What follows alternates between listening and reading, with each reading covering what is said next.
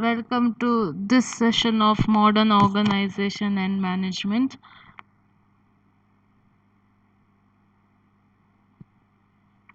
In our last session, we had started discussing regarding organization. So, the organization, its need, importance, we have already discussed. In our today's class, let us discuss regarding organization design and how is it related to the classic structure.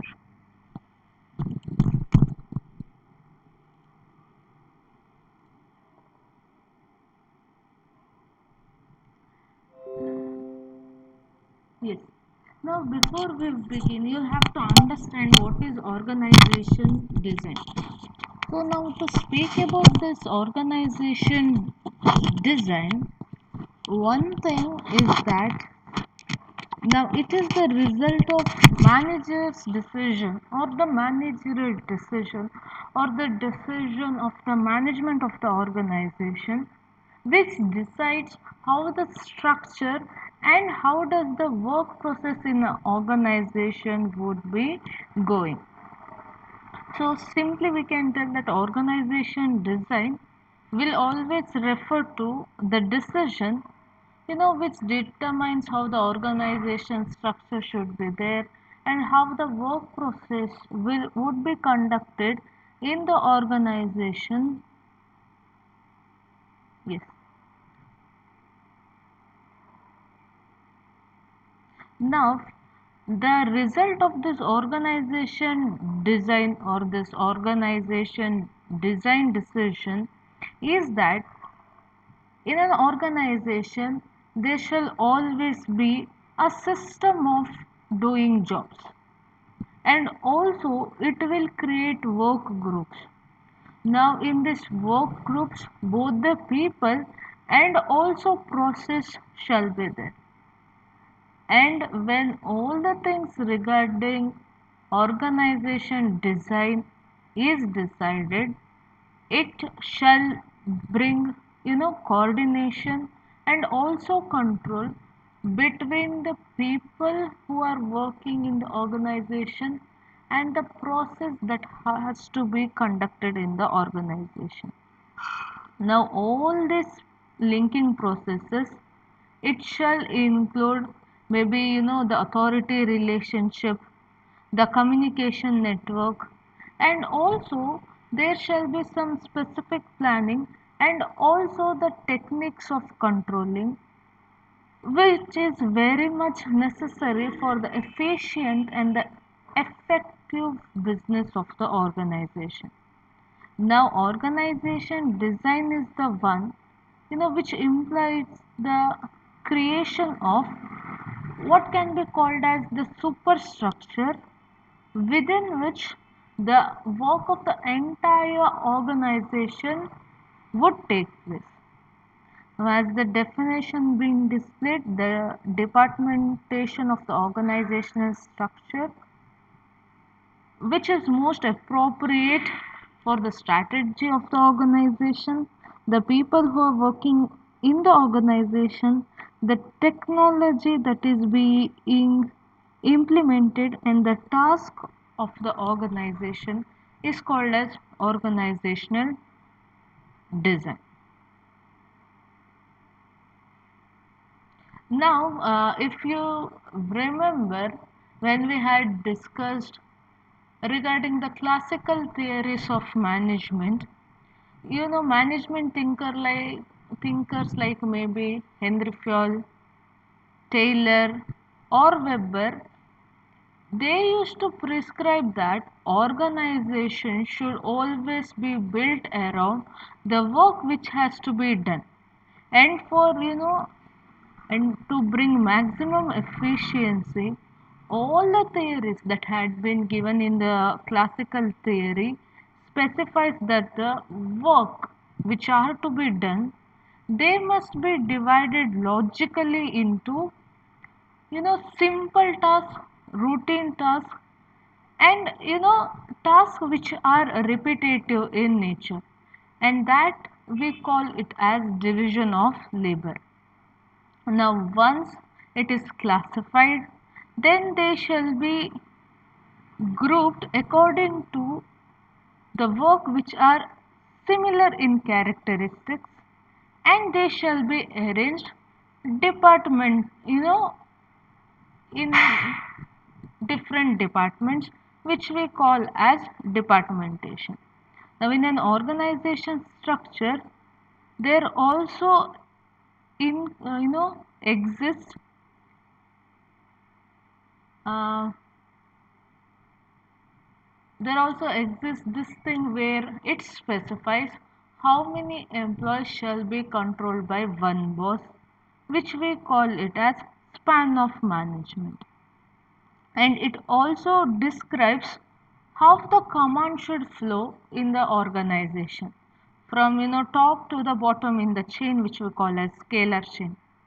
Now everyone should have one and only one boss, and this particular thing we call it as unity of command.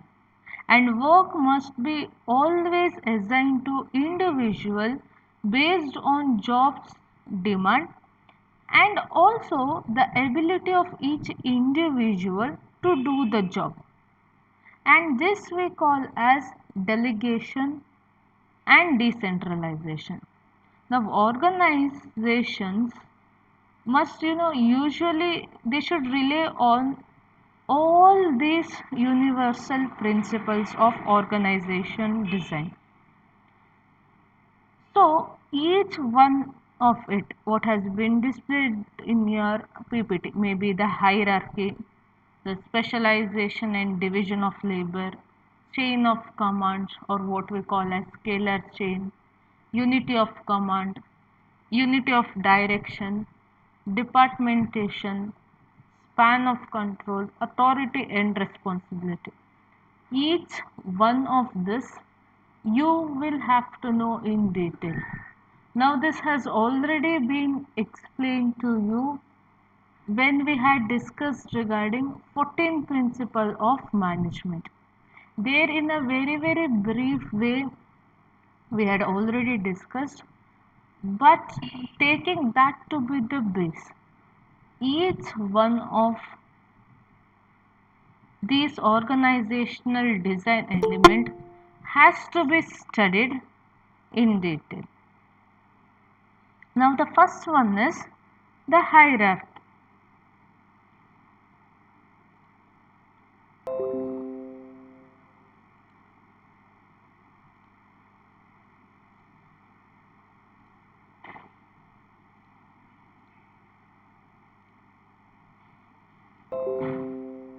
Okay. Now what is this hierarchy, or why is it necessary to understand the hierarchical structure of the organization? Now to be very simple in explaining, the hierarchy is nothing but it refers to the heart of the formal structure of any of the organization it could be. Now, in other words, this hierarchy can also be called as job task pyramid. Now, as it has been displayed in your PowerPoint, formal structure usually it tends to take the form of a pyramid, because successively higher levels there shall be only few positions, and executives will always have high and broad responsibility. Now the total organization's work, it shall be sliced from the top to bottom, positions consisting of maybe tasks, duties, and also even responsibility, and are created. Now, varying degrees of authority and responsibilities shall be allocated by delegation from those who are in the top level management successively to the lower levels. Now, normally the entire structure on the basis of the job and the responsibility that is there shall be divided into three different levels. Now, the number of levels, it is not necessary, it should be fixed only for three. It may vary depending upon the size of the organization. And now each position in the hierarchy will always be subjected to superior subordinate relationship. Now, each and every role that is there in the organization, except for the highest one or the topmost one, will always be obliged to follow the order what they get from the role which is superior to the concern. And therefore, the pyramid shall be created by what is called as unity of command concept. And also we can see that the pyramid always reflects a kind of vertical division of authority and responsibility, and also the assignment of various duties which is present along the scalar chain. Now, when there is an unbroken and direct line which represents the flow of authority and responsibility in the pyramid, each successively lower level departments or it represents a decreasing amount of authority that shall be there in their hand. And within an organization structure, all these levels, they give appropriate patterns for the different orders and communication, and thereby hierarchy as a concept becomes one important, with the fact that it depicts or it represents or it shows how each and every element in the organization is created and how shall it be held together.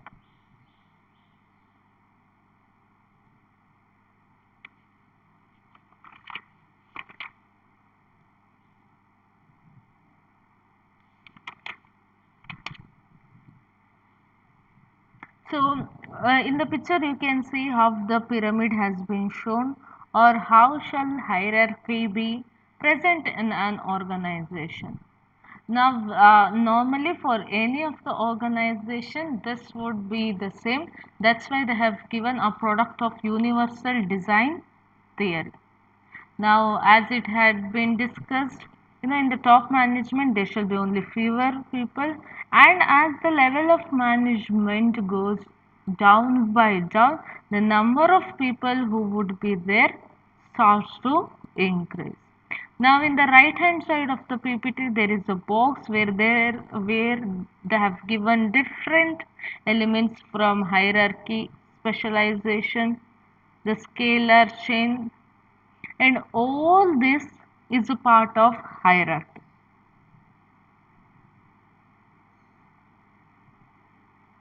The next one is specialization and division of labor. Now, as we discussed in the introduction part or earlier in the classical theories, what we have to understand is that our organization is a total of thousands of tasks. Now, out of these tasks, they'll have to be divided on the basis of those tasks which are similar in nature. Now, that becomes very much necessary because it shall reduce the duplication of work, or also the chances of some activities not being completed at all.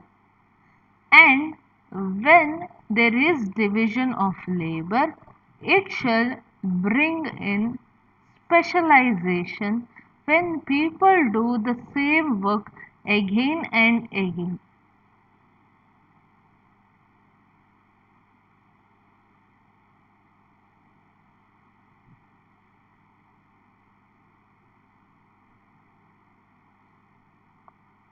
Now, uh,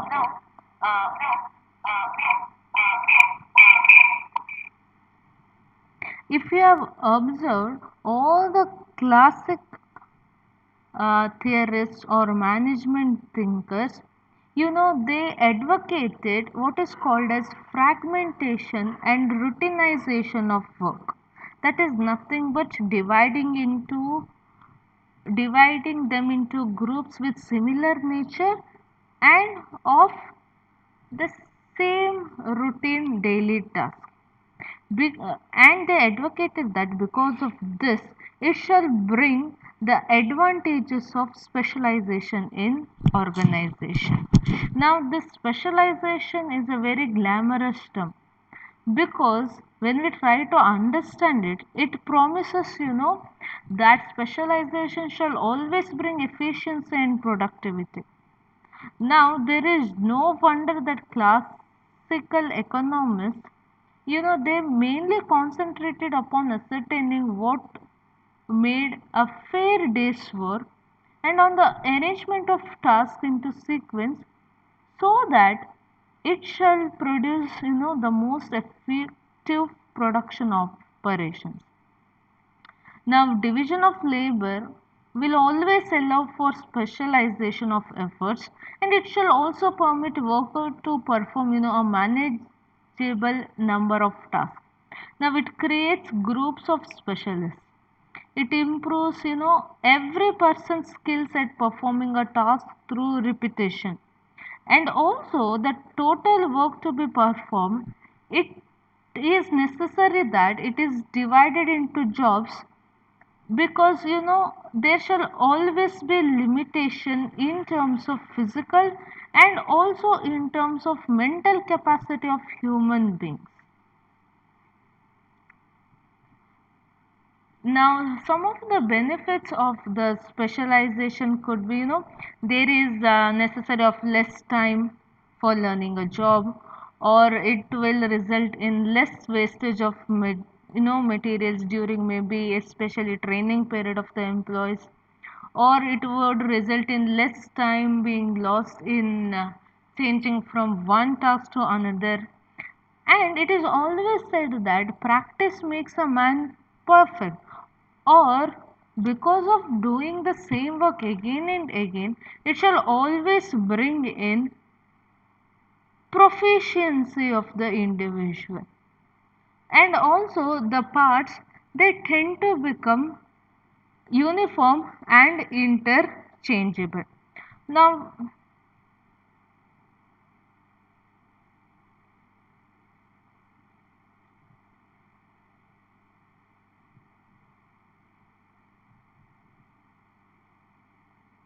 now,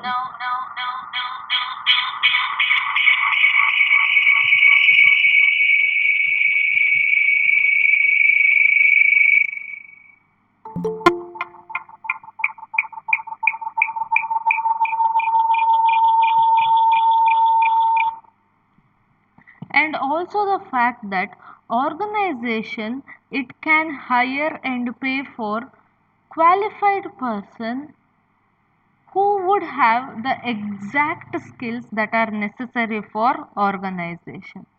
But then division of labor shall also force manager to use a narrow band of worker personality. And there are chances that the workers, by performing the same kind of job on a repeated basis, they might lose interest after some certain point of time. And there are also chances that the employee might become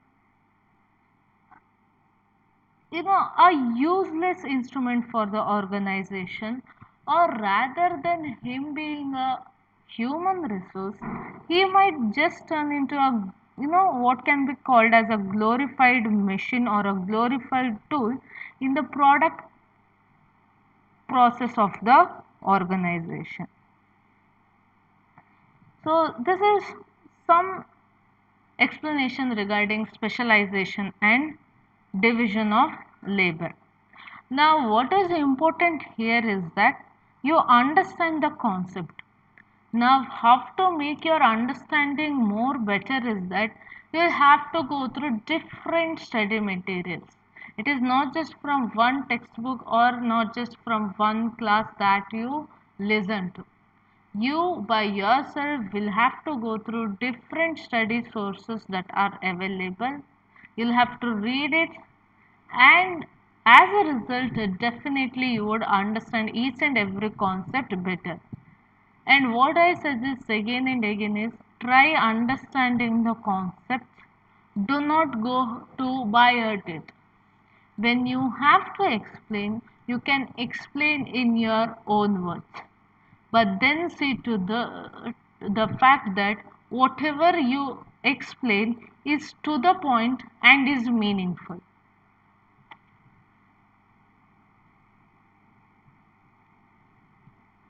The next one is the chain of command, or what we call as scalar chain. Now, in simple words, scalar chain is nothing but, now it is the chain of superiors who would range from the highest authority to the lowest ranks in the organization. Now it also refers to a interconnected and also unbroken set of relationships in an organization, and it extends from the top of the organization to the bottom of the organization. And also each manager in the organization, each employee in the organization, they shall be linked together, and they shall be linked because of the possessions that they are having, and they shall be linked from the highest to the lowest level. Now each manager who is there in this scalar chain is superior to a manager who shall be below him, and also the fact that he shall always be subordinate to his own superior. And this particular principle tells that there should always be a clear and definite line of authority from top to bottom, which links manager at all the levels of the organization. So what is the purpose of chain of command or the scalar chain? Now it has two important functions. First one is that it serves as a chain of command, or in other words a chain of orders, instructions, and also could be directions or directives which shall flow from top and is passed to the lower levels through the chain. And also the same way it shall also links reports of performance from the lower level management to the higher level management through the same chain. So that being the first function, the second function is that it also acts as a chain of communication, because all communication in the formal structure of an organization shall pass through the chain in a circuitous manner. So having said the purpose of scalar chain, it is also better to understand what is Gangplank or the principle of Gangplank. Now, this particular idea was given by Henry Fayol. Now, Henry Fayol, one of the management thinker, he felt that in an organization there might arise certain special circumstances which might result in the chain or the scalar chain being avoided, so that it can facilitate speed and efficiency in administrative matters, or communication through the formal chain, or which flows from top to bottom and flows back from bottom to top, and it can be avoided, and lateral communication is permitted. That is to tell, the chain of command principle tells whatever it might be, any kind of communication that is to be passed down, any kind of direction that is to be given, any kind of order that is to be given, it should flow from the highest level to the bottom level, from each level or through each level. And it also tells that the feedback shall be moving from bottom level organization to the top level on the organization. But then Fayol proposed that in an organization there might be sometimes a chance that to increase the efficiency of working, or to avoid the long scalar chain, there might be a special necessary that the communication or any such thing to bring more efficiency in the work should pass horizontally in the organization, avoiding the scalar chain, and that is called as the principle of Gangplank.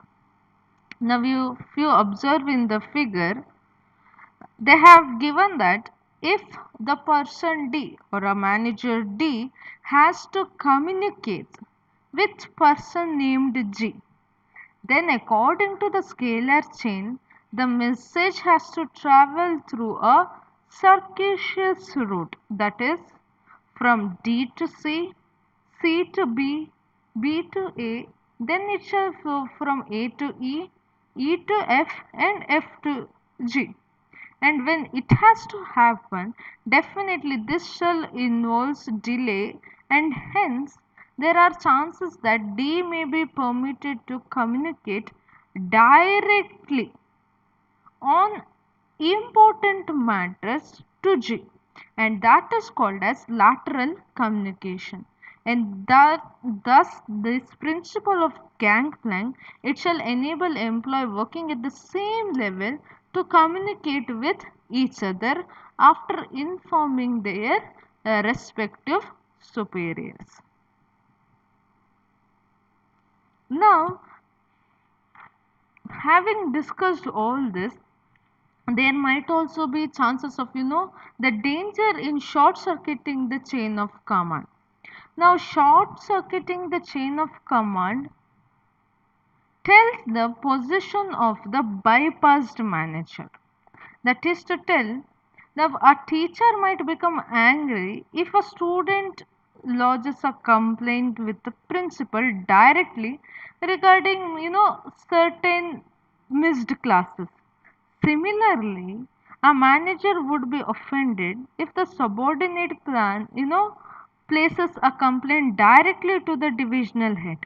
Now, it only means that the subordinate is not willing to extend a common courtesy to the immediate superior. Now, this promotes always a kind of resentment and hurt feeling. But on the other hand, it is also confusing and embarrassing. Now there are times to the subordinates of the bypassed manager,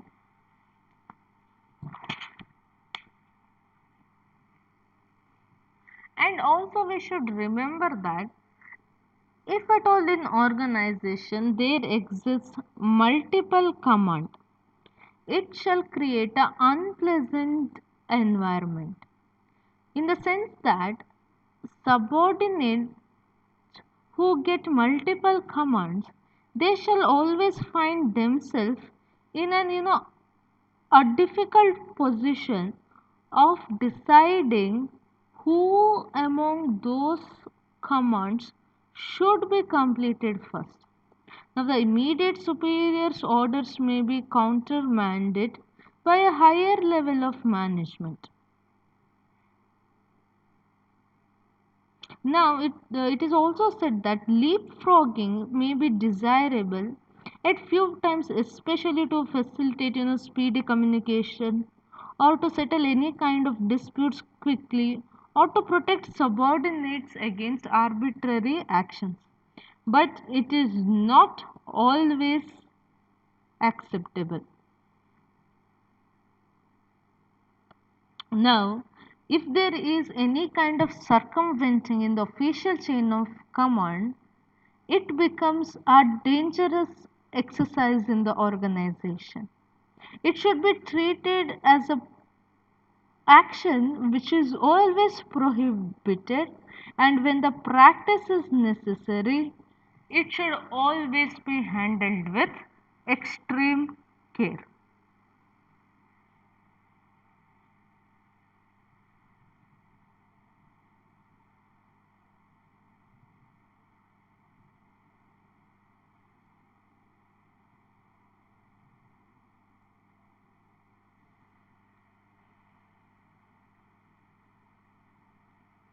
The next element is unity of command.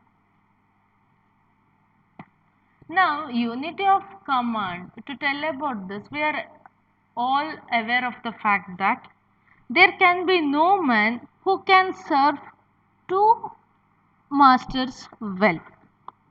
Now, Henry Fell, taking this particular idea maybe from Bible, he advanced the concept of the unity of command as one of the cornerstone concepts of management. And according to this particular principle, each employee shall be responsible or accountable only to one superior. Now, the command that he gets should be unified so that the subordinate receives assigned duties from only one superior and is always accountable to the person from whom he has received the duties. Now, providing a single source of authority through which command and orders flow in a direct fashion is certainly an attractive goal from the subordinate's point of view. Now, it shall always place the subordinates under the guidance, control, and supervision of one superior who will establish priorities and will provide for cooperation. Now, conflicting orders and frustrating demands can always be avoided.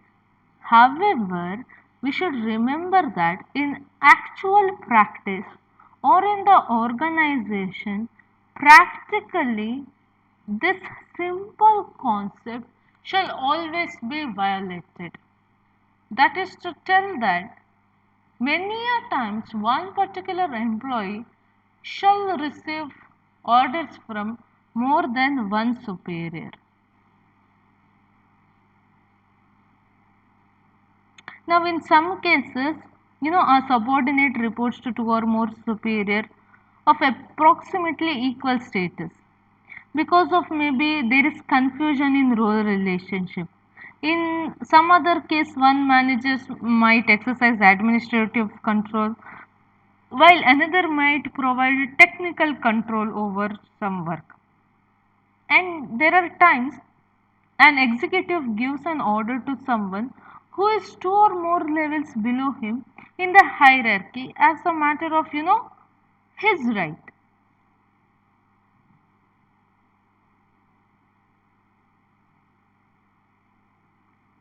Now, there are some difficulties with this dual subordination.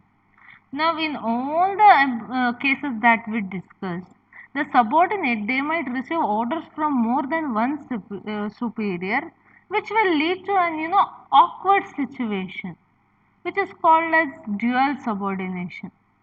Now, there are a number of negative results from disunity of command or unity of command. Now, there are chances that an employee who is having more than one boss is, is as vulnerable or is as helpless as the pawn in the chess game. Now he will always find himself difficult, he shall always find it difficult to decide as to whose work he'll have to finish first. What is that he has to do if both the superiors order him to do entirely two different things at the same time? Now, whom would he grant priority?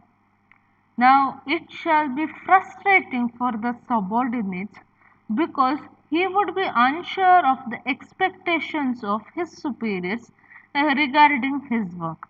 Now, any criticism against his performance in such an confusing atmosphere will always result in negative outcome. It shall bring very less morale and dissatisfaction, which might result in the unity of command principle being violated. Now there is also chance that when a subordinate has two or more superiors and they are assigned to one superiors, maybe because of the workload,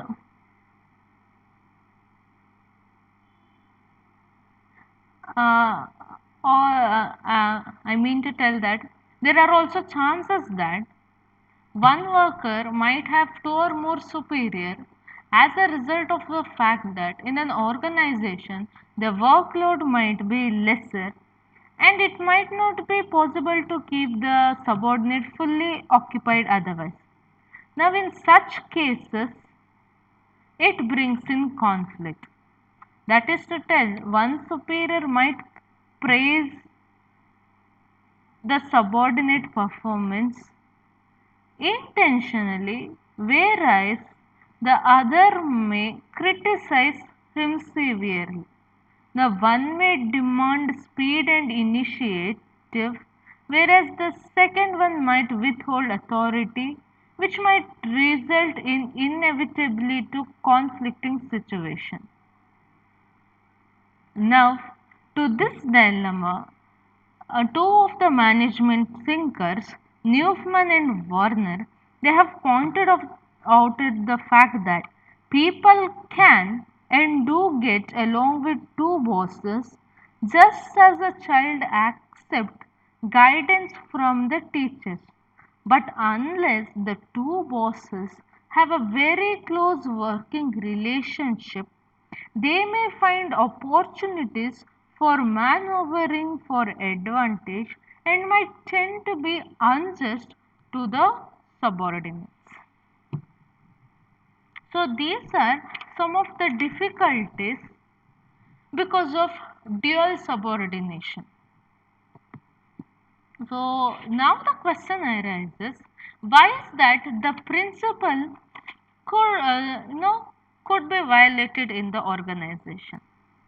Now, as we discussed earlier, this principle of unity of command is more honored in the breach than in the observance.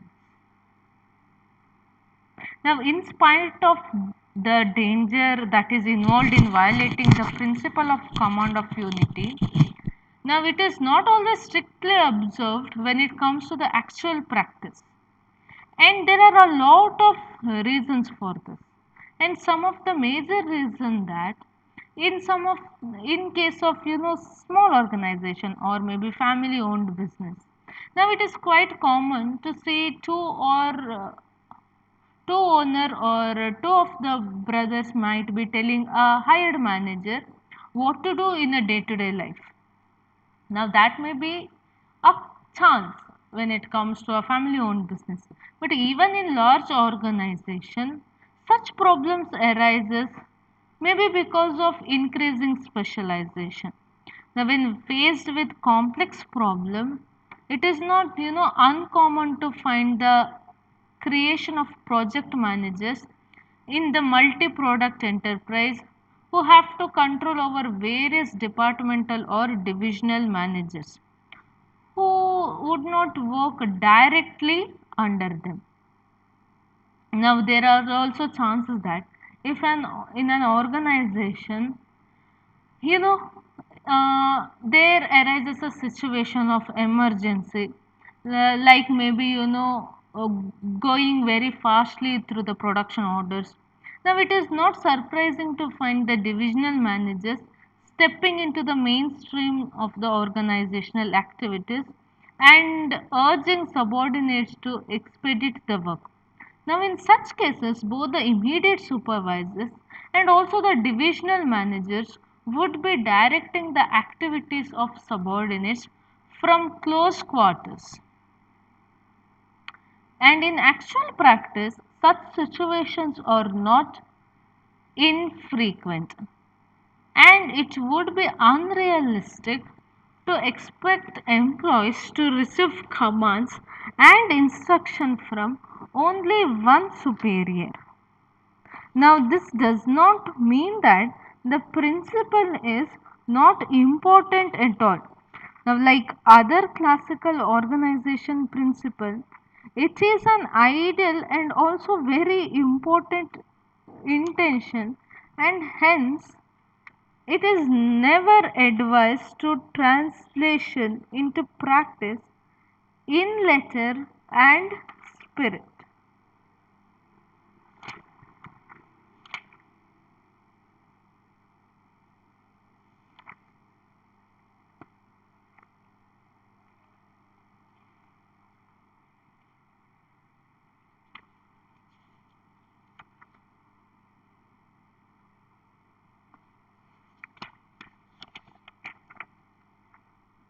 Then we have unity of direction.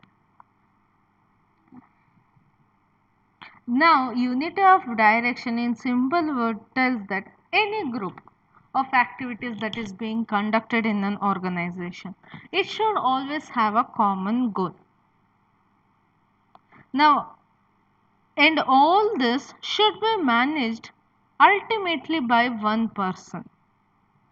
The word one head and one plan for a group of activities having the same objective appears to be the best one. Now, according to what the idea given by Fayol, all the activities in the organization which are having a common goal. To speak about common goal, we can give an example of all the activities which are performed in an plant or organization having the objective of achieving a production target of maybe 1000 pieces of product per day. Now, such a activity should ultimately report to one individual or whom we can call as plant manager. Now, for the rest other activities like maybe sales, finance, etc., that is necessary in this activity being becoming a useful one for the organization, there should be one head, one plan. Now, to take a broad view of all this,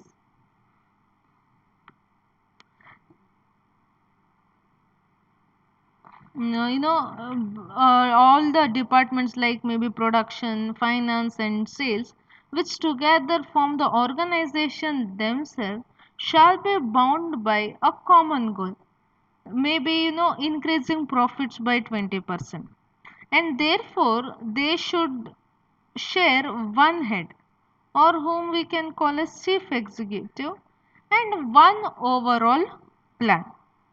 Now, the principle of unity of direction, it thus helps in the smooth working towards the achievement of the overall organization goal from the operating level to the top level.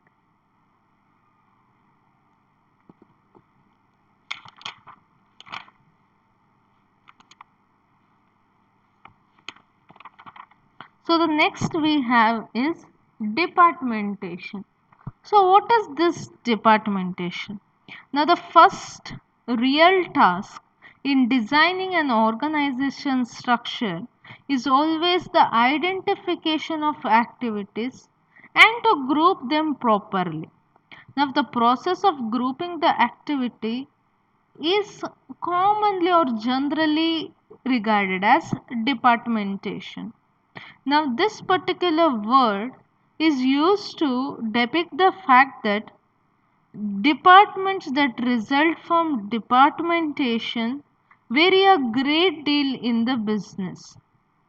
And in organizations, such terms as maybe division, department, and section are used. In government, this may be called as branch, department, bureau, and section. And in military, they might be referred to as, battalion, group, company. But moreover, this particular term is used to designate departments may vary in different organizations of the same nature. However, the process of departmentation shall always remain the same. Or, in very simple words, this departmentation is nothing but a way of dividing the large and complex organization into smaller, flexible administrative units. Now, if the organization's wide division of work into various manageable units of departments, or in other words, it is the grouping of activities and also employees into departments. Now, there are several bases for departmentation. Now, each of which is suitable for particular corporate size, strategy, and span. Now, this you shall learn it in detail when we discuss regarding the different types of organizations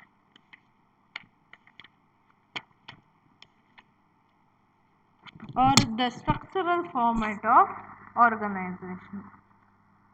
So the question might arise, so what is the need or what is the importance of departmentation? Now there is the advantage of specialization. It helps in fixing of responsibility. It helps in development of managers. It can facilitate appraisal. It can give the feeling of autonomy in an organization. So normally, how can this, how on basis of what shall an organization be divided? Might be the next question. Now it might be divided on the basis of function or on the basis of the product that they produce, the territory in which they sell their product, or the process, or it can also be divided on the basis of the customer and the time that is necessary. Usually on the basis of specialization, the coordination that is necessary, the control that they'll have to bring, the economy in the organization, the result that they are focusing on, the human consideration of the organization. On basis of such elements, they shall decide what kind of department is necessary for the organization.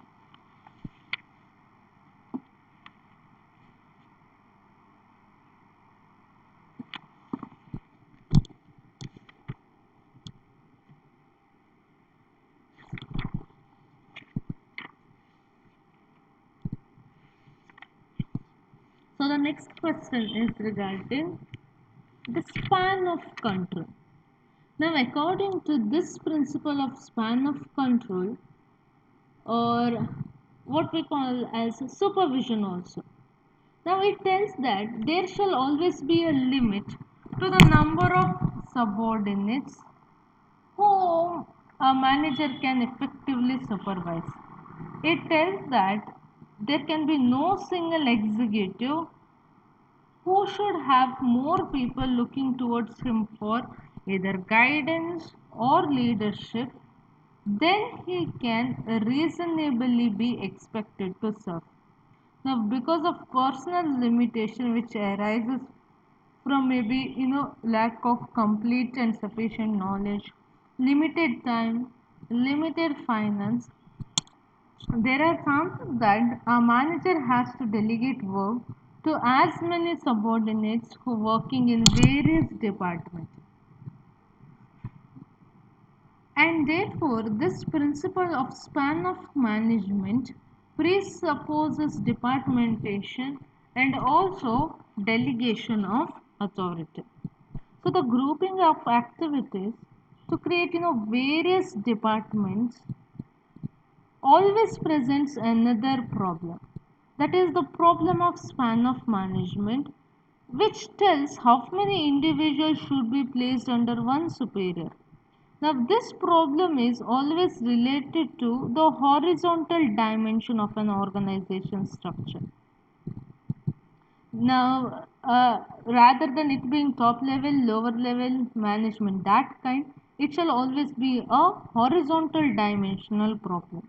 Now, in management literature, the span of management, span of control, or the span of supervision are all used to denote the same concept of number of subordinates which should be put under one superior.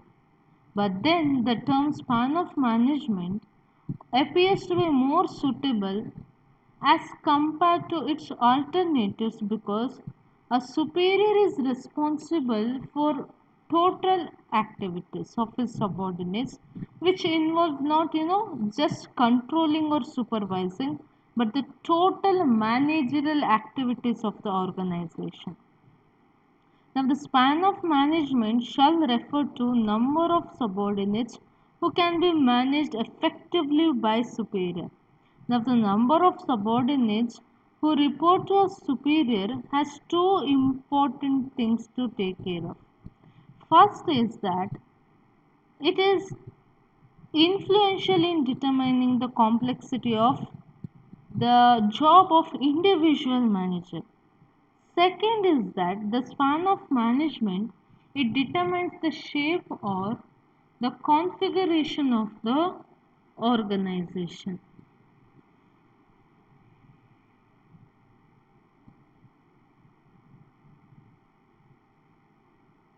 Now, the fewer the number of people reporting to the superior, the larger the number of managers that is required.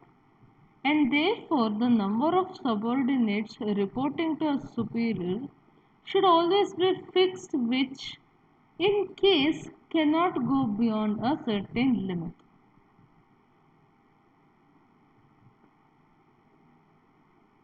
But then there is also this viewpoint from the management thinkers that span of management is a traditional concept and is not valid because the coordination and control can be achieved through formal and informal group activities.